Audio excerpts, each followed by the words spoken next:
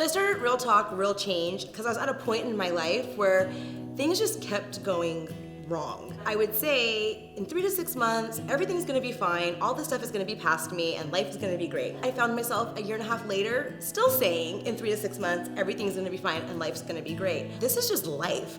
Shit just happens. It can be really difficult. Why was I feeling so alone, and why was no one talking about this? And then I found Shannon, and it got even better.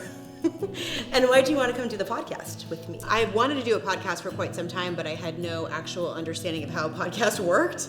So when I met Elisha, it was almost kismet. It just felt like it was meant to be. We both have experiences as entrepreneurs, as wives, as partners, as owners of businesses, and we've both had a lot of success, but we've had a lot of failure. A lot of learning. A lot of learning, right. And with that failure comes a lot of learning and a lot of growth, but you don't hear about that a lot like on the painful podcasts. parts. Right. So a lot of times what I found and what Elisha agreed with is that we would look out there and we'd see a very sanitized version of what people wanted us to know about their businesses or about their journeys, and that left me feeling isolated because I was like, that's not my experience. Or like something's wrong with us, especially in my relationships, my personal, interpersonal relationships, whether it be in the business or in my home or with my friends. And for a while I was doing the podcast by myself, and quite frankly, I'm just a lot funnier with other people. Yeah, I think everyone is. And you just happen to be extremely funny. I try. Yeah.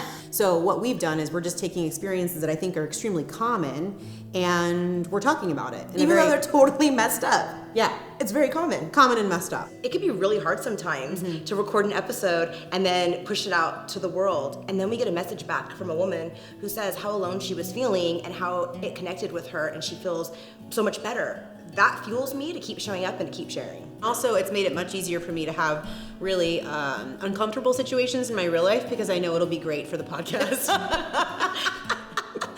Totally. Anytime some drama or some shit goes down, I'm like, this is amazing. This is for the podcast. We have content. We connected on many levels, but the one that we connect on the most is just the way we view our journey, the past and the present and the future and how that's going to work. So I think that we are able to balance each other because we come from things sort of at a different perspective, although we have very similar views. And so it's been a really exciting journey for both of us as well, because in real time, you're getting to know us on the podcast just like we're getting to know each other. Exactly. Good and bad, just like any kind of a relationship.